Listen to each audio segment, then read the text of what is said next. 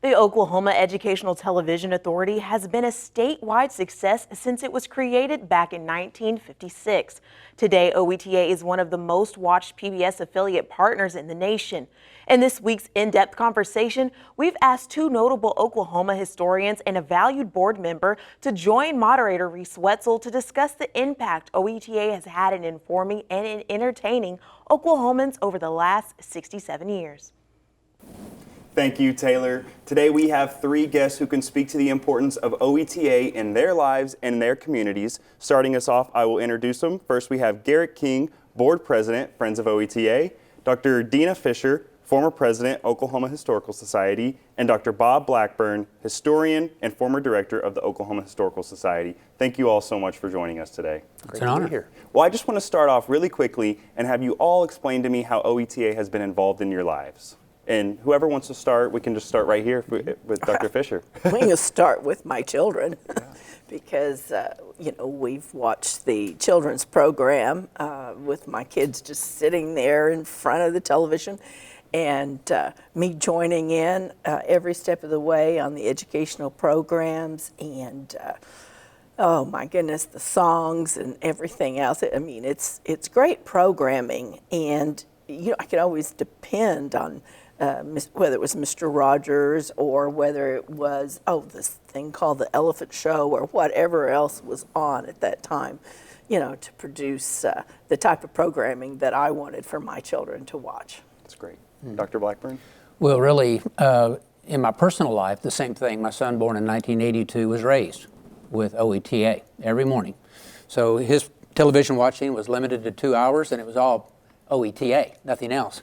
But professionally, and I spent 42 years at the Oklahoma Historical Society, and OETA gave us an outlet, not just to the people of Oklahoma City and the metro area, but to people in the Oklahoma Panhandle, in McCurtain County, Tillman County, Ottawa County, everywhere in the state. We were able to deliver historical quality programming through the reporters of OETA, through documentaries that were being run. By focusing on community, it gave us a sense of community. And there are not many things that pull all Oklahomans together because of our history. OETA is one of the things that provide the glue that pull us together. Of course, government does. But more than that, OETA provides a platform for us through history, through arts, through culture, to say we belong to a community. We have a responsibility to the community, and we should learn from the community and its diversity and its creativity. OETA has always done that throughout my career. Great. And Gary? Yeah, I'd build on what Dr. Fisher and Dr. Blackburn said. Dr. Fisher, you said about how, it was dependable. It was something you could rely on. And like many Oklahomans, grew up where OETA was the only television we really had access to. And still today, in a state where 20% of people don't have access to broadband, OETA, through that statewide network, is what they have access to. It is what, not only for children, as you both pointed out, as I not only was raised on it, but am raising my children on it, but not only for children, but for that community building element that Dr. Blackburn pointed out, that it creates a cultural canon and unites us as a state. But moreover, for so many, particularly rural Oklahomans and those of us growing up in production agriculture, OETA, sun up, talk about OSU and the programming they provide. So many of us rely on that information, on market reports and things like that. So that was really my first exposure. It wasn't just a matter of character building programming that my grandmother and my parents used used OETA as a partner in shaping me as a child, but it was in our family's production agriculture business, in our peanut farm. We relied on that for information, and thousands of Oklahomans do to this day.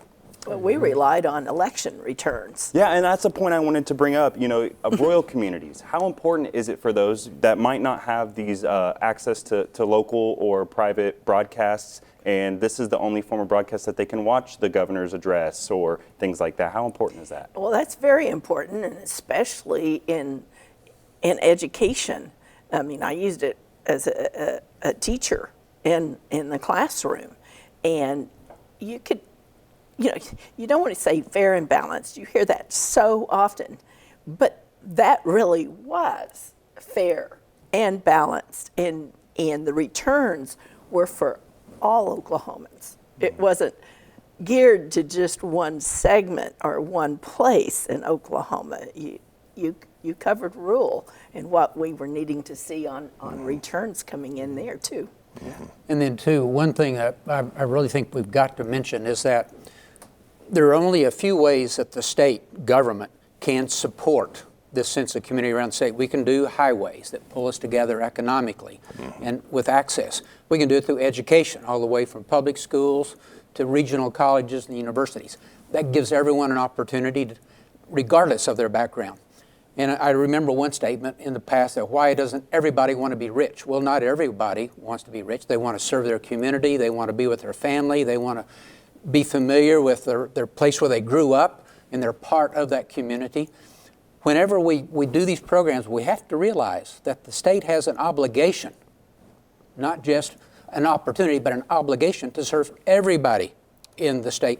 OETA does that for those who cannot afford DirecTV or cable or some other form of communication. It provides them that access, and it gives them that same opportunity that people of wealth have if they don't have the wealth, no matter where they live, whatever their background.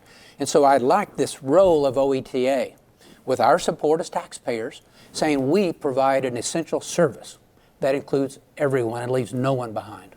And I would like to just point out before we move to our next topic, I had a friend reach out to me, just thanking what OETA has done for low-income families to middle-income families. A lot of them don't have that source of television. So, and not just to mention that, let's talk about the safety aspects that OETA also brings in. Can you enlighten us on that, Garrett? Yeah, absolutely. But to finish your point, OETA educational programming in low-income households for low-income children. So when we talk about access and opportunity, it is a vital piece of that. But OETA, as every PBS station is focused on three areas: education, civic leadership, and public safety.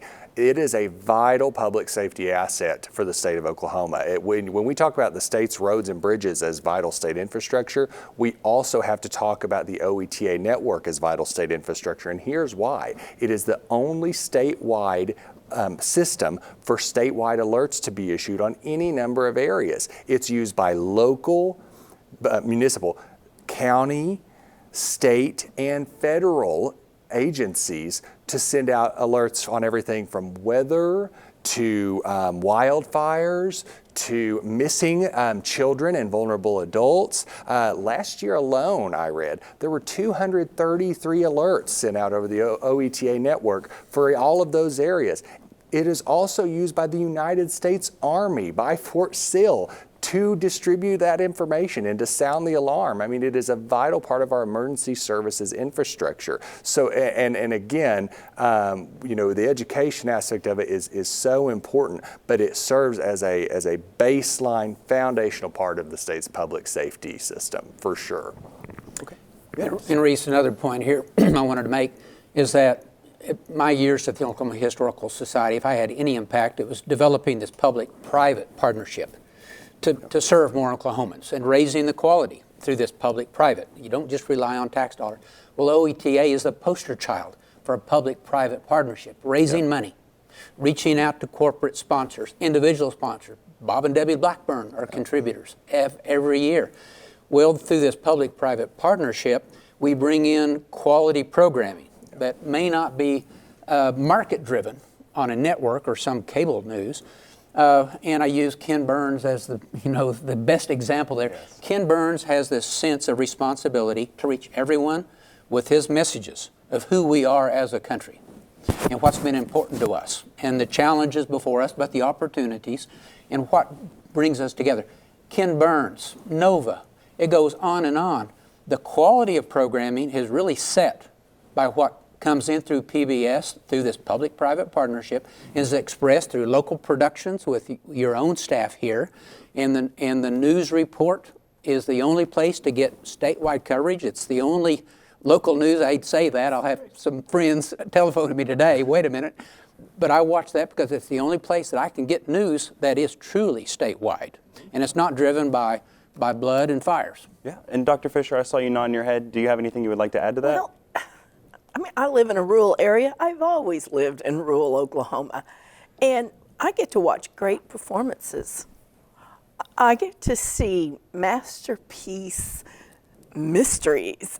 It's a wonderful, wonderful type of cultural programming and intellectual stimulation that you need in rural Oklahoma. And my personal, I produced a film called Dust to Eat through the Oklahoma Historical Society. OETA picked it up, has shown it 4 or 5 times, and that is showing the panhandle and our contributions, what we went through, and how tough Oklahomans are through 10 years of dust, and we kind of see some of that today. Anyway, it's not just that.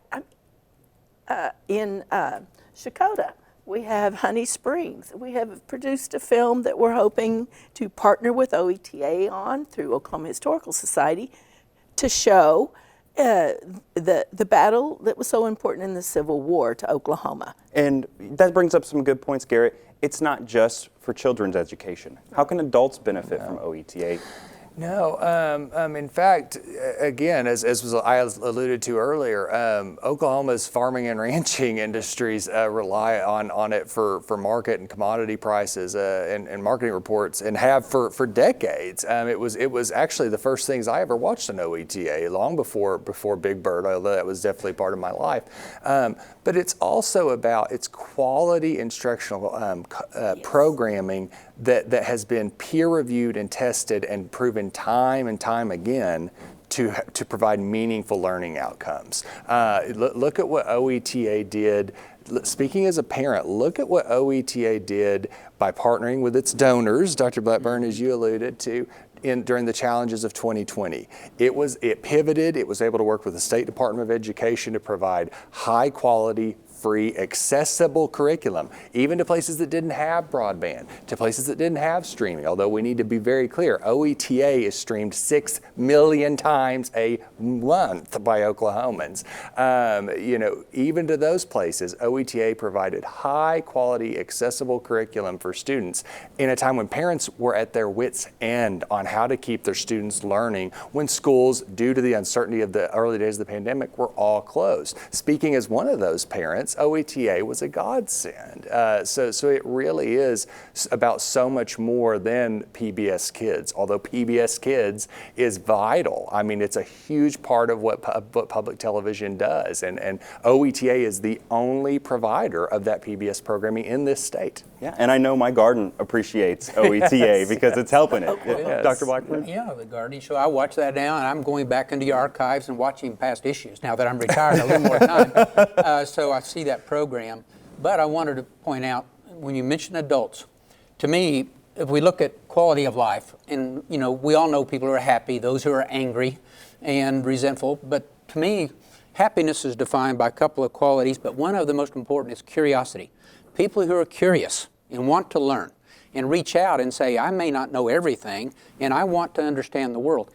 OETA is that port for curiosity to be satisfied, whether it's science, gardening, it's about news, it's about agriculture, our history. On this same report tonight, there's going to be a segment on black towns in Oklahoma. We need to understand the story of African Americans in our history, Civil War experience, the impact of slavery, segregation, all black towns. We need to understand our American Indian community. We are an Indian state. Government came out of Indian culture, still a dominant. We need to understand that, and if we're curious and want to learn more, we're going to be happier individually, and it's going to be a better community, because then we know who to vote for the legislature, for statewide offices. And so this curiosity can improve the lives of everyone. And can I touch on that point, though, Dr. Blackburn? You just I think hit the nail on the head with, this is a place we all come together, and it's exemplified not only by the fact that in poll after poll, OETA is one of the most trusted, if not the most trusted institutions in state government. But also, it has been reauthorized for 70 years now by huge bipartisan majorities. And I mean, that there are very few things, as you noted earlier, that we can all come together on, that we can get both major political parties to agree on. And time again, OETA is a consensus issue. It is great value for the taxpayer. It is great value for its donors. And again, it's rare to find something. PBS President Paula Kerger said OETA is a crown jewel in the PBS system, but I would say it's an Oklahoma crown jewel for sure. Absolutely. I think it's a quality gem across the entire landscape of Oklahoma. I agree. And that's going to unfortunately be all the time that we have. I would like to thank you all for joining us and just explaining what OETA has meant in your lives. Garrett King, Board President, Friends of OETA, Dr. Bob Blackburn, Historian, former Director, Oklahoma Historical Society, and Dr. Dina Fisher, former President, Oklahoma's Historical Society. Thank you all so much. Thank It's been you. a pleasure.